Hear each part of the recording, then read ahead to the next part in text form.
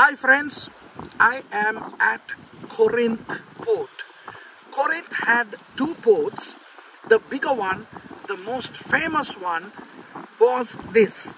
And today this is just a fishing and a private port. But in those days, this hosted a lot of ships from the west and the east, bringing a lot of money into this city. Corinth used to be one of the main provinces of the Grecian Empire. And then the Apostle Paul came here. The Apostle Paul came and he started preaching the gospel here. And when he came, there were two other people, a couple called Aquila and Priscilla, who were serving the Lord here in Corinth, preaching the gospel to the wealthy people of Corinth. Excuse my volume, I have to yell because the wind is so powerful. I want you all to hear what I have got to say. You know the expression that Paul was a tent maker, don't you? And many people believe that Paul was making tents throughout his life. That's not true. You know, the Apostle Paul was martyred during the time of Emperor Nero.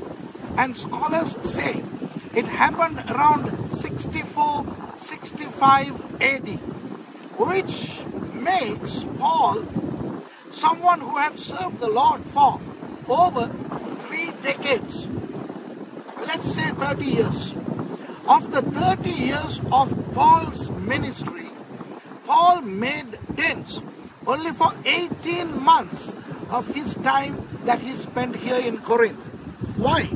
Because this was a wealthy city and the people were largely illiterate or semi-literate, but were so wealthy because of the foreign trade that they had thanks to the two ports of Corinth.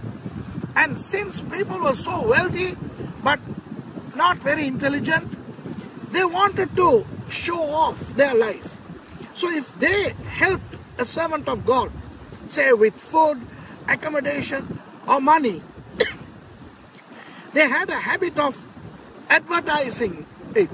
They had a habit of talking about it. And Paul wanted to be very careful lest people talk about him in that manner. Oh, they came to preach the gospel and they got our offerings and our money, etc., etc. So just when he was here for the 18 months of his ministry, Paul was a tent maker. The remaining years, he was not. He served the Lord full time. Anyway, my dear friends, we are at Corinth and it's beautiful here. It's so beautiful. And even today, this is a rich city. And praise God, I'll see you somewhere else another time.